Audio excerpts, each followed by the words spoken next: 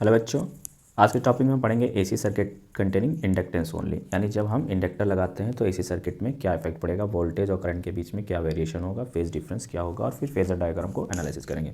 तो बच्चों वीडियो को जल्दी से लाइक कर दीजिए और चैनल को कर लीजिए सब्सक्राइब, ताकि आपको सारे वीडियो का नोटिफिकेशन तुरंत मिले। तो टॉपिक को स्टार्ट करते हैं। एसी का सर्किट कंटेनिंग इंडक्टेंस ओनली। हमारे पास एसी सर्किट है और यहाँ पे हमने एक इंडक्टर जोड़ रखा है और वो AC source is equal to E naught sine omega T से जुड़ा हुआ है। तो यहाँ पे हम एनालिसिस करेंगे। सपोज करते हैं कि let us source of EMF E is equal to E naught sine omega T is connected a circuit containing a pure inductance L. ठीक है, pure inductance L only. Suppose the alternating EMF supplied is given by, तो कितना alternating EMF supply हो रहा है, is equal to E naught sine omega T. आप if suppose करें if D I by D T is the rate of change of current through L. भाई L के through जो करंट में change हो रहा है वो D I by D T का हो रहा है। Then induced E M F in the inductor at the same instant. तो आपको पता है किसी भी इंडक्टर में जो induced E M F develop होता है, induced E M F E equal to minus L D I by D T. ये हम लोग पढ़ चुके हैं। किस में पढ़े हैं? ये चैप्टर में हम लोग जब सेल्फ इंडक्शन पढ़ा था, म्यूचुअल इंडक्शन, तो सेल्फ इंडक्शन में हम लोग ने ईएमएफ डेवलप किया था, E is equal to minus L D I by D T. और वैसे इंडक्टर यहाँ पे लगा हुआ है तो इतना ईएमएफ डेवलप होगा। नेगेटिव साइन क्या शो कर रहा है? Negative sign indicates induced EMF opposes the change of current, क्योंकि जब करंट यहाँ पे फ्लो होगी तो मैग्नेटिक फ्लक्स में चेंज होगा, जिससे कि इंड्यूस्ड ईएमएफ बनेगा। और इंड्यूस्ड ईएमएफ हमेशा क्या करेगा? मेन करंट को अपोज करेगा, opposes the change of current. यानी करंट अगर बढ़ रही है घट रही है तो उसको अपोज करेगा। और एसी सोर्स है तो करंट क्या होगी? बढ़ेगी घटेगी भी। ठीक है, तो इसके लिए क्या होगा? To maintain the flow of current, current को बनाए रखने के लिए, ठीक है, to maintain the flow of current in this circuit applied voltage must be equal to the opposite to the induced voltage. It means ये लाइन को हम लिखेंगे, इंपॉर्टेंट लाइन है, और यहीं से हम अपना कैलकुलेशन निकालेंगे। ठीक है, to maintain the flow of current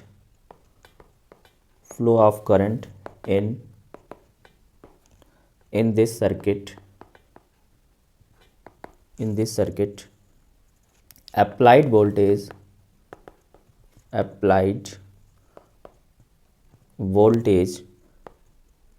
must be equal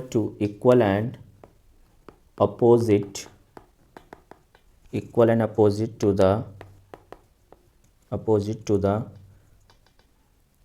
induced voltage.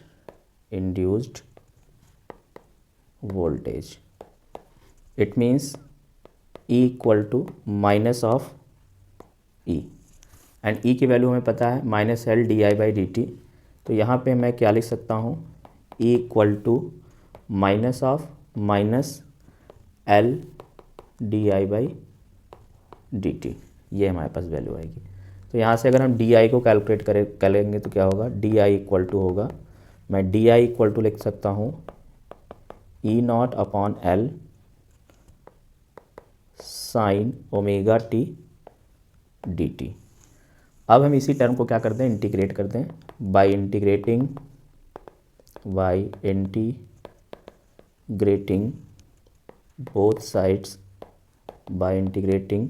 both sides we get, दोनों तरफ इंटीग्रेट करेंगे तो हमें क्या मिलेगा?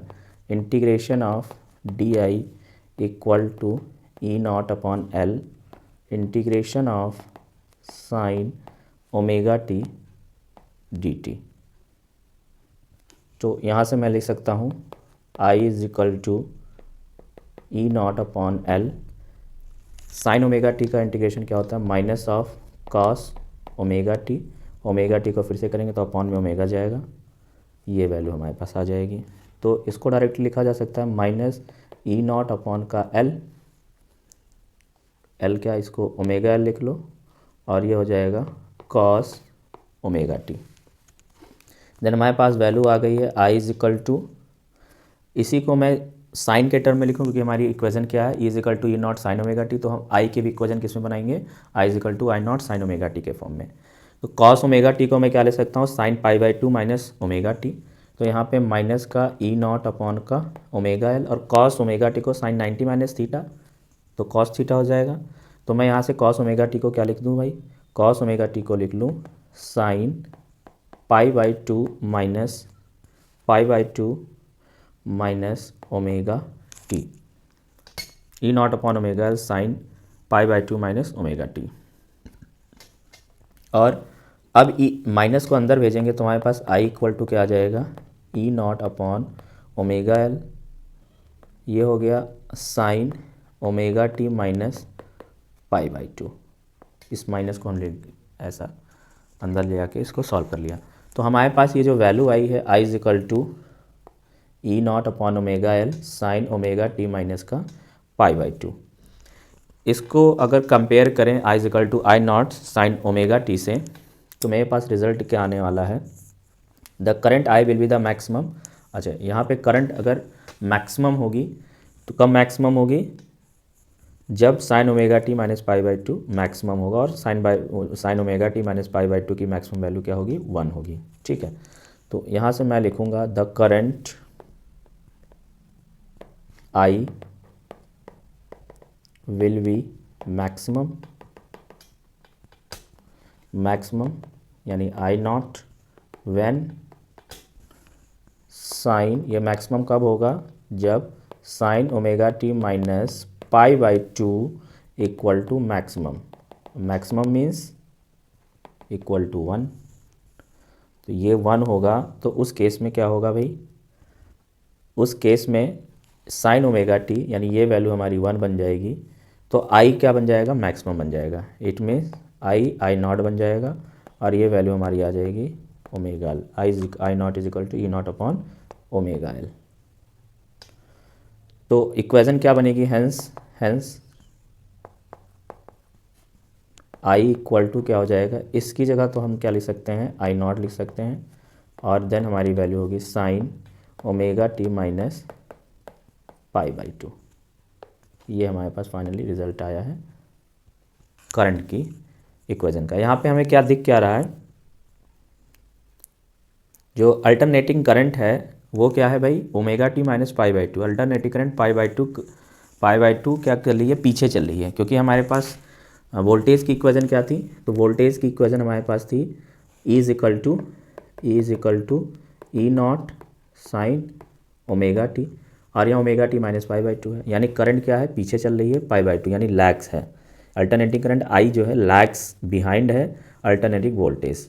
ठीक है, तो यहाँ से हमारे पास रिजल्ट क्या निकल के आएगा, so we find that in an AC circuit containing L only, जब L है, AC करंट क्या है भाई, AC current I lags behind the AC voltage E by a phase angle 90 degree. ठीक है, 90 डिग्री जो है करंट हमारी लैग करेगी, पीछे चलेगी। तो फेज़र डायग्राम देखो हम कैसे यहाँ पे बनाएंगे, फेज़र डायग्राम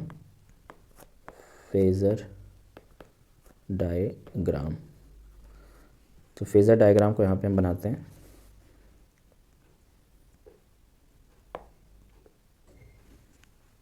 ये मानते हैं ये AC है, और ये हमने बना दिया है EMF यानी वोल्टेज, और करंट क्या होगी हमारी भाई, जो करंट है वो 90 डिग्री पीछे चल रही है। ठीक है, तो हमारी करंट कुछ यहाँ से स्टार्ट हो रही होगी, ये आगे है, तो करंट कुछ यहाँ से स्टार्ट होके ऐसे जा रही होगी,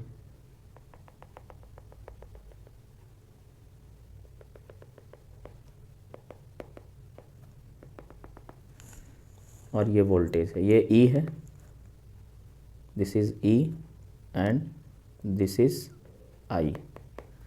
π/2 क्या है, अगर ये 0 है और यहाँ पे π/2 -π/2 पीछे चल रही करंट, तो इसको अगर हम एक्सेस पे ड्रॉ करें इस चीज़ को, तो यहाँ पे मैं फेज़र डायग्राम को ड्रॉ करूँगा।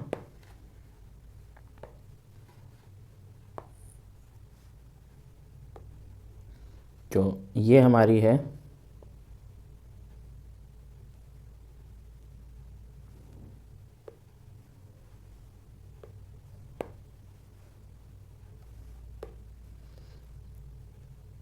ये वोल्टेज हो गया और 9π/2 पे ये करंट हो गई।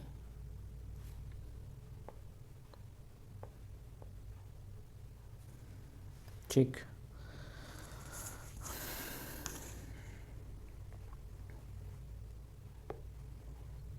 ये वोल्टेज E0 है, एरो से दिखा रहे हैं, और ये हमारी करंट है I0। इन दोनों के बीच का जो फेज़ डिफरेंट है वो कितना है भाई, π/2 का, 90 डिग्री का, और ये एंगल हम कितना ले रहे हैं, ω/t I0। तो यहाँ पे ये पीक वैल्यू मिल रही है और यहाँ हमको एक पीक वैल्यू मिल रही है। ये जो होगी इंस्टेंटेनियस वैल्यू होगी I, यानी ये E होगा E0 sin ω/t, E0 sin ω/t। और यहाँ पे जो हमको मिलेगा वो instantaneous current I I0 sin ω/t, ये है। तो फेज़र डायग्राम कुछ ऐसा बनेगा हमारा जब इंडक्टर जुड़ा हुआ है, क्योंकि करंट उसमें 90 डिग्री पीछे चल रही है। इसमें होगा क्या, the phasor diagram of AC circuit containing L यानी inductor, current lags behind the EMF by 90 degree, so the phasor represented I0 is turn clockwise through the 90 degree from the direction of E0। यानी ये जो हमारा angle होगा, ये क्या होगा, ये पीछे होगा, नेगेटिव एंगल है यानी पीछे चल रही है, तो हम यहाँ पे क्लॉकवाइज जाएंगे। ठीक है, the projection of these phasor on Y axis give the instantaneous value of E and I. यानी ये वाई एक्सिस पे जो हमको प्रोजेक्शन मिल रहा है E0 और I0 का, वो क्या देगा, इंस्टेंटेनियस वैल्यू देगा। Hence omega L represent the effective resistance offered by the inductance L, this is called the inductance reactance and denoted by XL। तो ये चीज़ हमको लिखनी पड़ेगी। यहाँ पे ओमेगा क्या, L क्या है, here omega L represents the effective represent the effective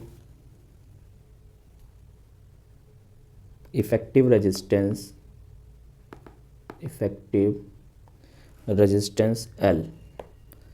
This is called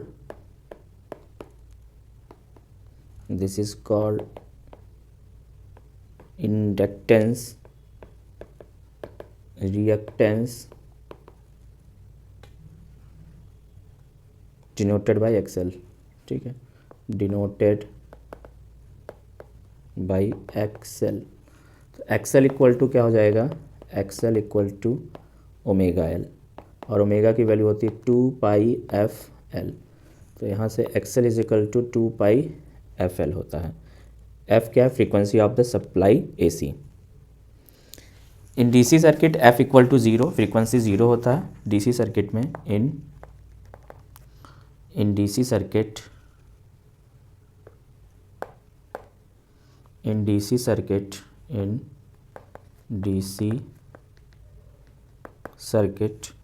F equal to 0, frequency 0 होता है, सो XL इक्वल टू 0। तो यूनिट क्या हो जाएगी इसकी, इंडक्टिंग कैपेसिटेंस की, SI unit of inductive reactance is ohm. एक तरीके का रेजिस्टेंस है, ओम ही लिखेंगे इसको।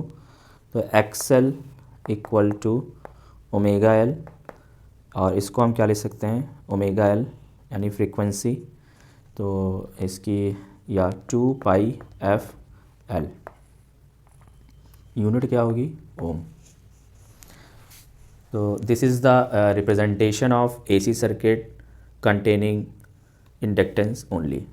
इंडक्टर होगा तो हमारे क्या होगी, एसी सर्किट में जो करंट होगी वो π/2 बिहाइंड होगी, पीछे चलेगी, लैग चलेगी वोल्टेज से, और इसका फेज़र डायग्राम कुछ ऐसा बनेगा। तो ये इंपॉर्टेंट टॉपिक है, बोर्ड में पूछा जाता है। तो मिलते हैं नेक्स्ट वीडियो में, तब तक के लिए नमस्कार, जय हिंद, जय भारत।